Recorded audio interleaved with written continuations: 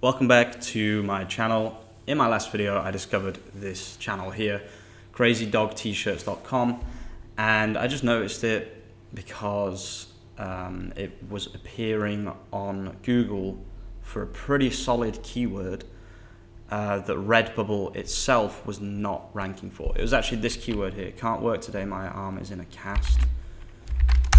This is a trending keyword that I found on Bubble Spider, and as you can see, Redbubble is actually not on the SERP, the search engine result page, but Crazy Dog T-Shirts is. So what I wanted to do in this video is I wanted to go through this website, give it a quick once over in terms of SEO, and just kind of understand what we're looking at here. I have a feeling this shop is doing incredibly well. So the first thing I'm going to do is right click, and I already know it's on Shopify, but just to show you again how to check. So this is actually built on Shopify, and this kind of website is it's not that difficult to make. All you need is, and I just want to announce that these videos are coming, okay? I'm going to make 1 or 2 videos dedicated to how to actually do this, but you just need a print-on-demand supplier, so something like Printful. If you want to make a website like this, I do want to point out that this website probably has so many designs. So let's just quickly try to find out how many kind of designs that are worth thinking about that this website has.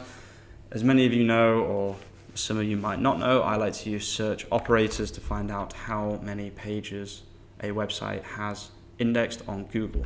So the way to do that is to do site and then a colon and then just write the website. We've got 9.3 thousand pages.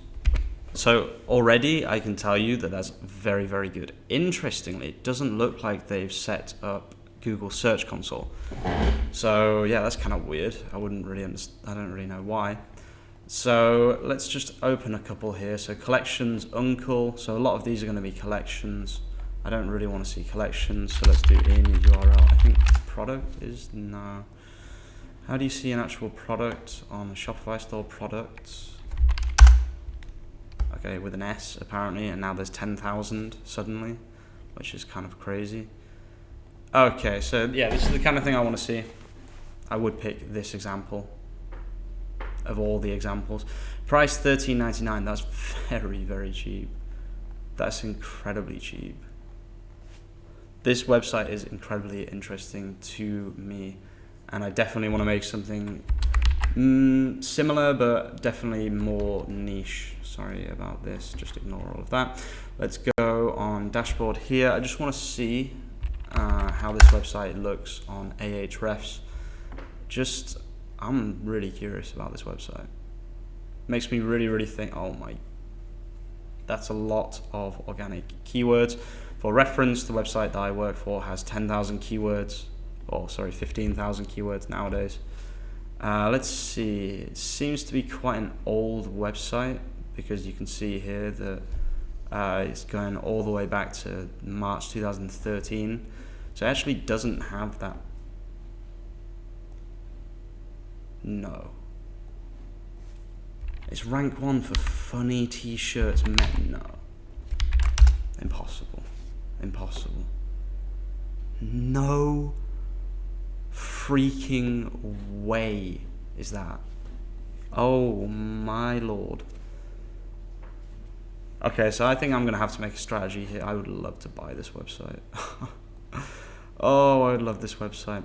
I think, guys, there is going to be a course coming. It's going to be a free YouTube course, just like all my other courses.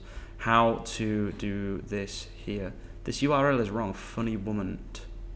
And they're still ranking for funny shirts for women. I really, really am happy that I made this video because I want to show you guys this. Look at this.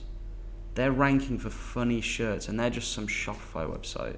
Yeah, they're quite an old Shopify website, so if you are going to do this, I would definitely look at using an old domain or buying an old domain. I think I'm going to look at buying an old domain.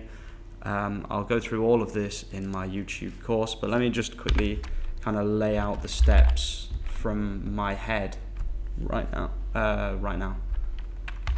Okay, so obviously the first thing you need to do is pick your niche. You need to set up a Shopify website. You need to, in fact, I would do this first. I would do the products. So 100 designs. You have to automatically or manually put them onto a print-on-demand supplier. So something like Merch Titans will help with this. So P.O.D, I'm going to write PS for P.O.D supplier.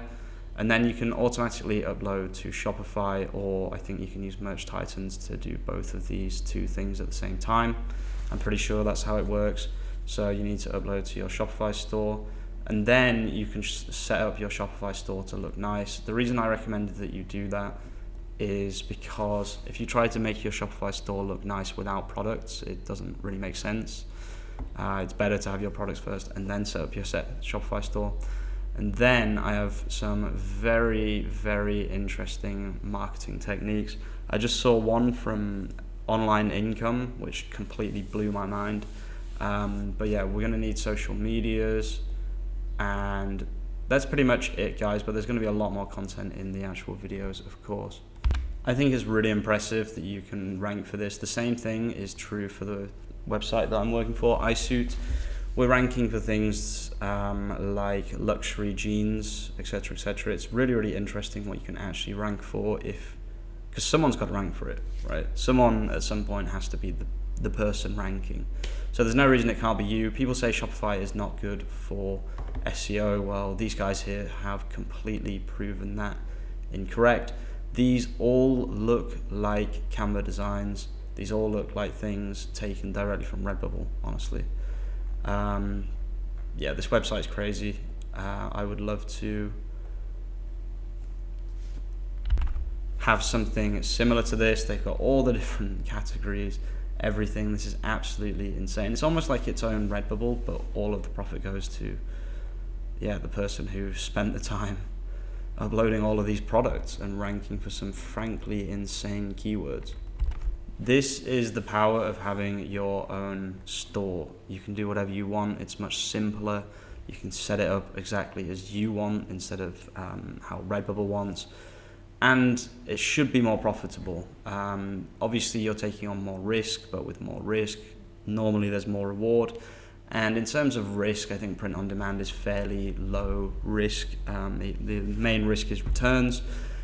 With returns, just make sure that they send the product back to you first, and then once you receive the product back, then you can refund them. And then if someone orders the same product in the same size, you can then just send them that product, and then you're not really losing money. Shopify is a great choice, WordPress is a good choice, etc., etc., guys. Thanks for watching. I really hope this was insightful and helpful, and there is gonna be more print on demand Shopify niche store content coming. Hope you enjoyed, hope it helps, and see you really, really soon with some more content. Peace out.